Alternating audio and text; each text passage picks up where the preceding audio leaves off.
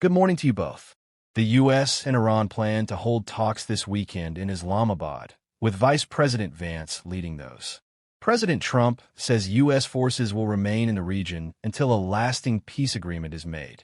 He wrote this quote, "All U.S. ships, aircraft, and military personnel, with additional ammunition, weaponry, and anything else that is appropriate and necessary for the lethal prosecution and destruction of an already substantially degraded enemy, will remain in place and around Iran until such time as the Rayal agreement reached is fully complied with." Regarding the ceasefire, the current ceasefire does remain fragile. Iran claims that it has already been breached by Israeli strikes on Lebanon targeting Hezbollah.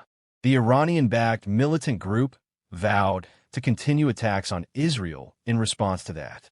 The U.S. and Israel both say Lebanon was not included in the ceasefire. Caroline Leavitt, White House press secretary.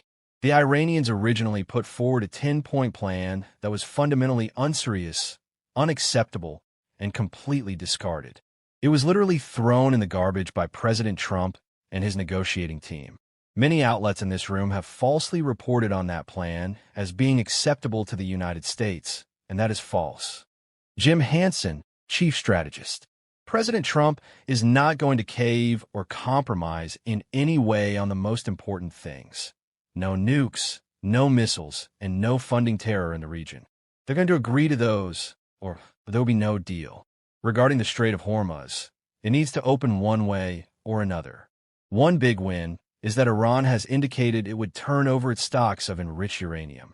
They're somewhere between 10 and 14 days from breakout with that, so we can't allow them to keep it. That was the whole point of Operation Epic Fury. Conclusion on security. We are undoubtedly safer than before this began. The Iranians are basically trying to stay alive now. They have no air force,